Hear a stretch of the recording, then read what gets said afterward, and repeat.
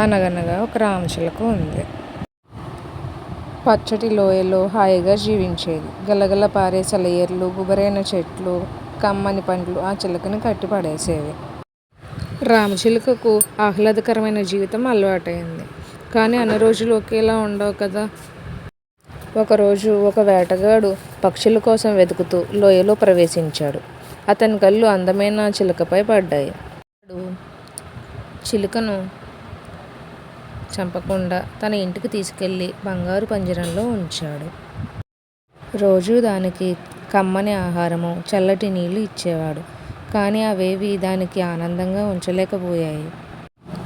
ఎప్పుడూ అదోలా కనిపించేది. తన అందమైన, స్వతంత్రమైన గత జీవితం గురించి ఆలోచిస్తూ బాధపడుతూ ఉండేది. ఒకరోజు వేటగాడు పంజరం దగ్గరికి వెళ్ళి చిలుకతో, చిలుక, నేను నిన్ను బంగారు పంజరంలో ఉంచాను, కమ్మని ఆహారం పెట్టాను, తాగడానికి చల్లని నీరు ఇచ్చాను.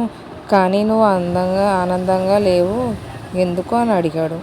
బదులుగా చిలుక, అయ్యా, నాకు ఈ బంగారు పంజరం కంటే చిన్న చిన్న పుల్లలతో నేను కట్టుకున్న గూడే బాగా అనిపిస్తుంది. నీవు ఇచ్చే ఆహారం తినే కంటే ఆకలితో నా గూటిలో ఉండడమే నాకు ఇష్టము. నీవు దానంగా ఇచ్చే చల్లని నీటి కంటే దాహంతో చనిపోయినా నాకు బాగుంటుంది. నాకు ఆ వాతావరణంలో ఉండాలని ఉంది. నా మిత్రాలను కలుసుకోవాలని ఉంది. దయచేసి నన్ను వదిలే, నేను స్వతంత్రంగా బతకాలనుకుంటున్నాను అని అన్నది. లేదు చిలక, నీ రెక్కలు ఎగరడం మర్చిపోయాయి. నీవు నీ గూటి వరకు ఎగరలేవు. వద్దు, నేను నిన్ను వదలను అని సూటిగా చెప్పేశాడు వేటగాడు.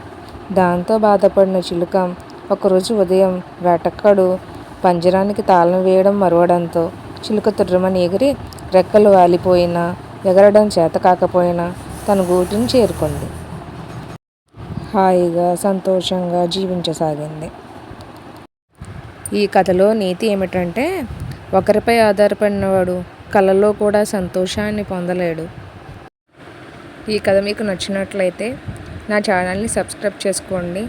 మరికొంతమందికి షేర్ చేయండి, లైక్ చేయండి. మీకు ఈ కథ ఎలా అనిపించిందా అన్నది నాకు కామెంట్ రూపంలో నాకు తెలియజేయండి. Thank you for watching.